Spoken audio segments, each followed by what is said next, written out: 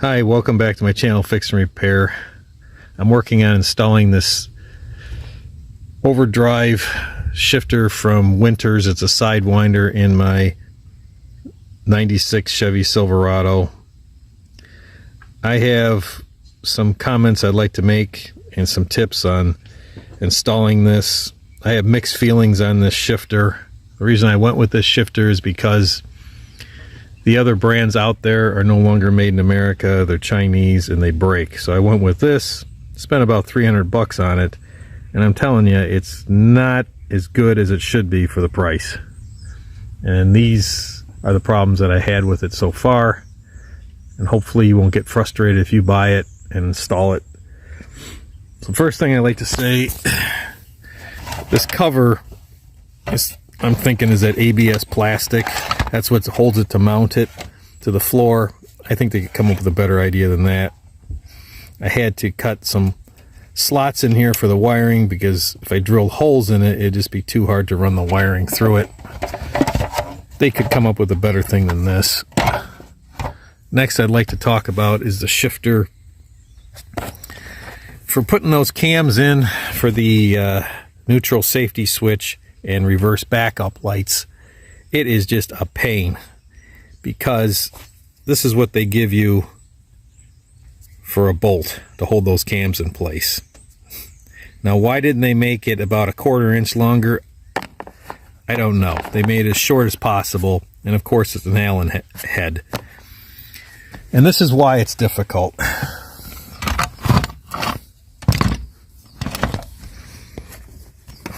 Move that wire out of the way. Okay. Let's see if you can see the cams. See, these are the cams right here, down in here. And this side here is the reverse, and this side here is the neutral. The directions are just awful how to install these brackets. And it seems like it's upside down and opposite of what you would think in the directions. Let's see, where did I put my directions? I don't even know where I put them. Ah! Here they are.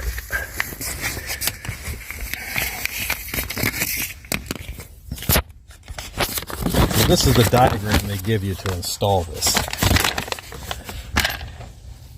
Look at this.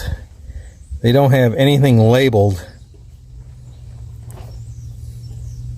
and it's really hard to figure out how to put it in.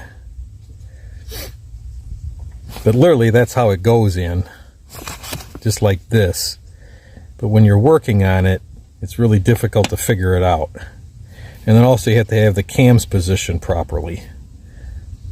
And there's different shapes to the cams for the reverse and the neutral safety switch. Okay, and also the bolts they use to hold in the micro switches are just barely long enough, and I'll get to why it's not a good idea to use what they supply. These are some more notes, and these are the directions. Okay, getting back to looking at it here. As you can see, the wiring, when it comes down in here like this, you have to bend these solderless connections so they stay on here on the safety switches, because the gauge wire you're using is pretty thick and these are a little bit bigger, so they want to slip off. You have to bend it almost at a 90 degree, and you have to put this loom on it because you're running on each side of here, and I wire tied it numerous places to hold it away from the rod that shifts back and forth. Because look at the clearance I have after I zip tied everything. Just barely enough clearance when it's moving. So that's a stupid design. You would think they would have some type of clips built into the rail to hold the wiring away. No, you have to come up with your own idea how to do that. Now we'll go back to the safety switches. They say you have to align these switches so that the cams will engage. Okay? Well, that's great. But how do you align the switches? For instance, this one aligned perfectly. This one over here for the neutral was way off. It was shifted this direction. Well, you shim it, right? Well, the bolts they send you are not long enough to add washers to shim it over this way. I did have some small washers and I was able to shim it, but look, see? Just barely long enough because of the locking nut. Now, if they would have made this longer, I could have shimmed it over more and I wouldn't have had to do this next part. But then just think of the overall design here, because let's just say you had to shim it a lot. Now, since it attaches to the side, now the side is going to be loose, so you'd have to shim it from the bottom. But that would be a lot easier than what I had to come up with. And let's look at this. That's the access hole to get to these nuts, or get to these bolts for the cams. Okay? Now, they drill those holes, and they're just barely big enough for this hex head. Okay? Now, what I did was, I put a washer down inside there, you can see it, that brown piece right there, to shim it out, and then the bolt wasn't long enough, so then I had to take a bolt, grind off the edges, because you could never get a socket in here, right? Get a wrench in here maybe, right? I had to grind it down because the clearance between this plate here and the cam, you don't have enough room to stick the bolt in barely. So you have to get it in here, slide it up through the hole a little bit, and drop it back down. Because you can't drop it through because you can't hold it. Now, then, if you look on the inside, if I focus right there, see that bolt? It's sticking through so far. If you had to shim the other side the other way, the bolts might hit each other. But luckily I was able to use the short one here and the long one there. Also too, those are fine thread in there. So you have to have a fine thread bolt. And then I noticed on this one here, the threads were not machined right. So I had to use Loctite on that one.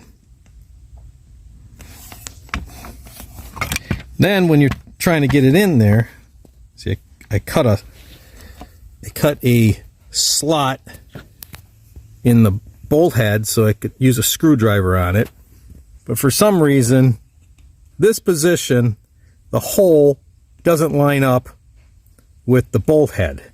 So you have to hold this thing in between two places on the gear shift, and it's going to want to go either direction, and then use a screwdriver to tighten that. That's real fun. The other one lines up perfectly when you have it in park.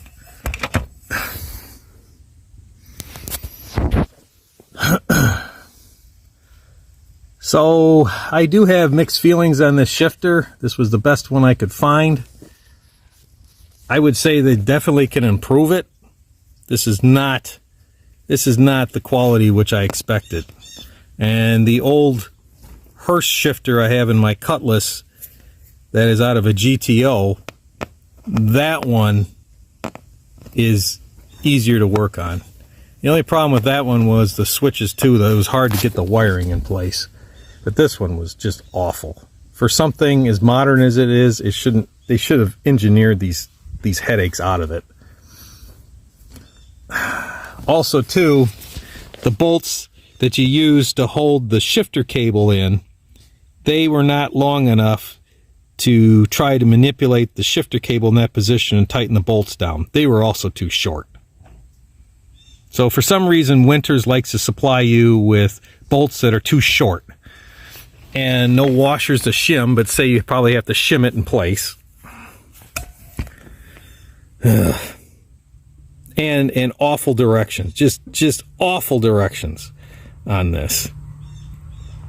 But if you really don't have any other choice of shifter to go with that I know of. And that's my opinion on this. Hopefully these ideas will help you save yourself misery when you go to work on it. Because when I was installing this shifter, it should have been hook the wiring up and get it in. And instead, I was wasting about 4 hours manipulating this thing and getting the wires in place and replacing bolts and trying to find bolts and stuff like that. It was just awful. And trying to find out what is wrong with it. Because what is the point of having these micro switches with rollers on and the cams don't hit the rollers? What's the point of that? It's ridiculous. This cam was so far off it was rubbing the holder of the roller.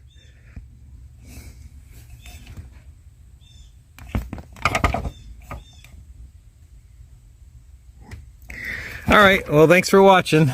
Hope you enjoyed the video. Days? Aw, good dog. Woo!